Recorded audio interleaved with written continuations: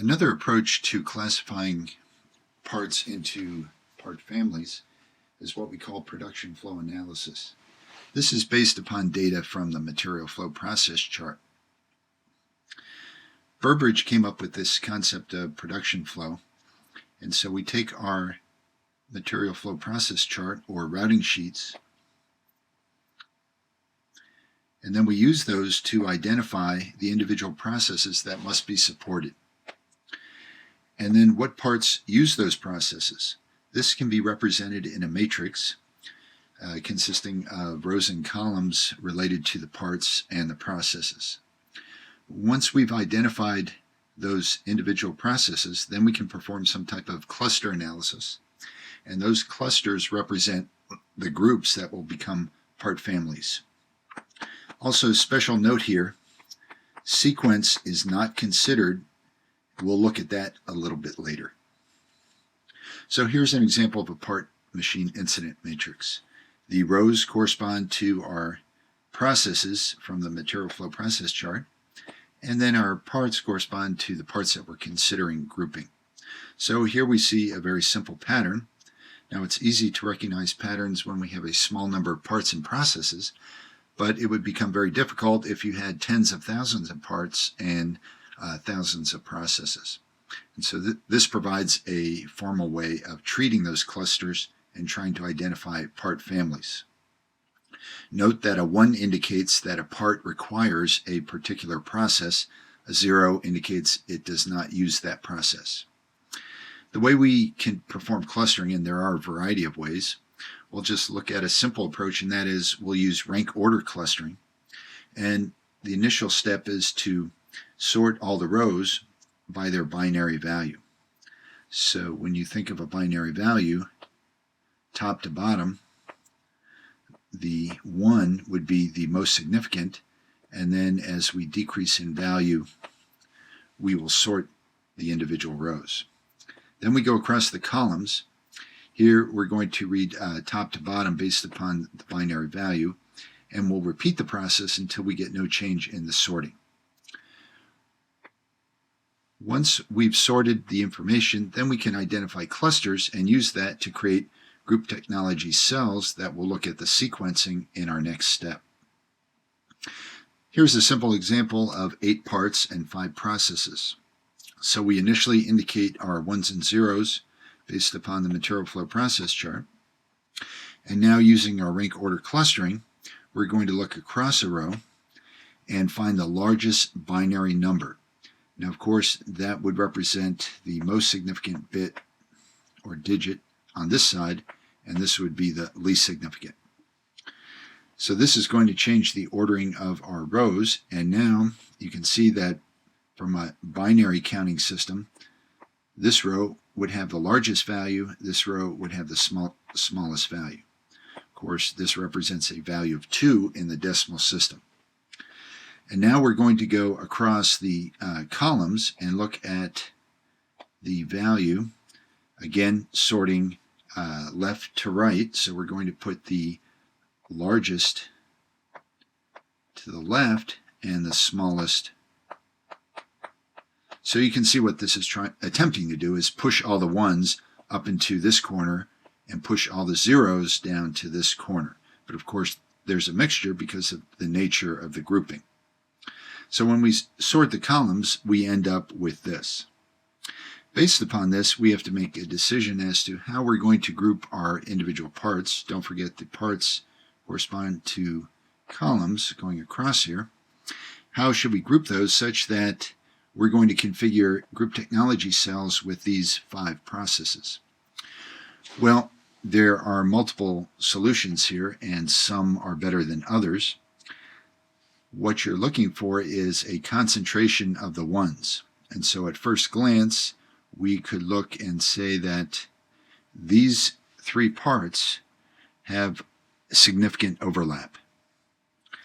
And then perhaps this part is all by itself. Or this set of parts is all by itself with that one process. Well, if we do that, then we're going to have to include these processes as well. Well, you can see the overlap here processes 5, 4, and 3 will be in both groups. So in that case, because we only differ by one process, we might consider the entire set of 8 parts as a part family. There is deviation in the part family in terms of the number of processes that are used. So again, if we become more detailed and want to further refine our part family, we could break it down in terms of parts that use only processes 2 and 3, which would be part number 7. You can see what's going to happen. We'll end up with more group technology cells. The more cells you define, then the higher the utilization of your workstations, but then you're going to duplicate those workstations across different products. Once you come up with those part families, then you have to think about those group technology cells, the actual workstations that go into that product family. Because we didn't consider sequence previously, we only considered the fact that they required that process. And now we have to think about the structure or the sequence of the machines within the cell. Now that will depend upon your material handling system and your production system. For instance, here we can see we have sequential flow from one station to the next. Here we have a recirculating conveyor that can visit any of these 4 stations. Of course, this increases the transfer time between processes versus this configuration. This gives us more flexibility in terms of material flow.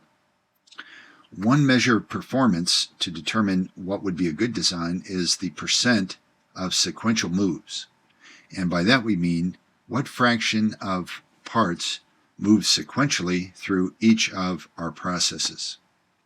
And that could help us determine how to design that group technology cell.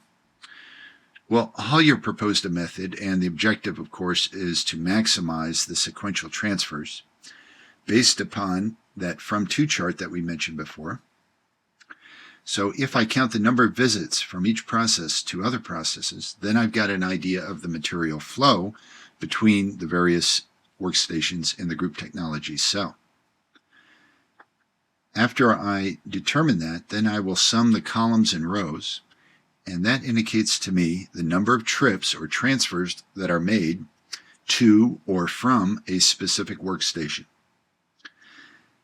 In order to start my design, I'll select the machine with the smallest sum, and that could be either a from or to sum.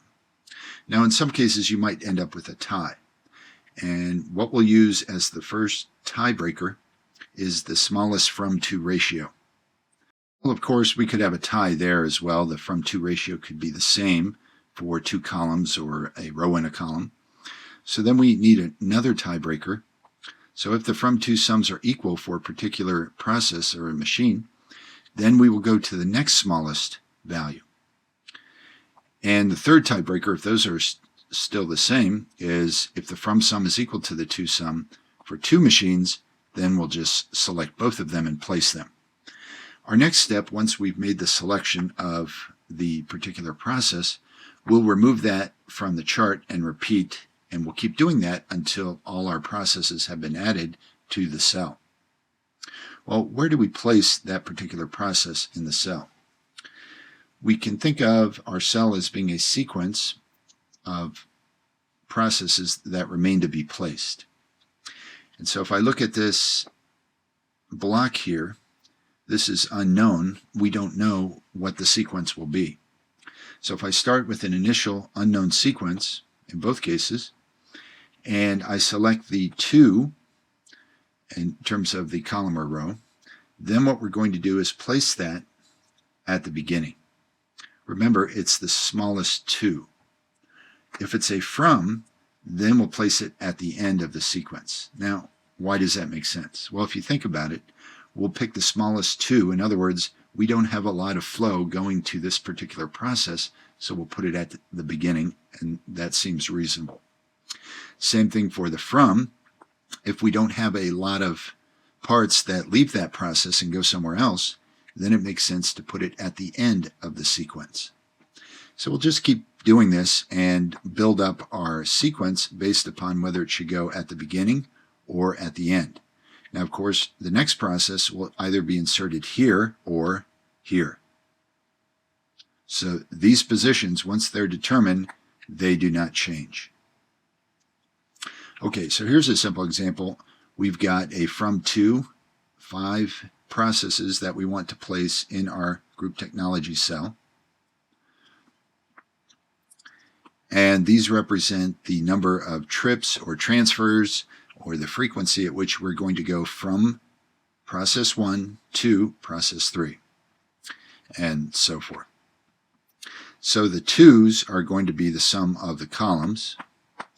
The froms will be the sum of the rows. When we add that up, we're trying to identify the smallest from or to sum based upon our rule here. And so what we're going to do is pick process 4 because we see here that its from sum across the row is the smallest. So I don't have to worry about a tiebreaker here. Based upon the placement, I'm going to put process 4 at the end of the sequence.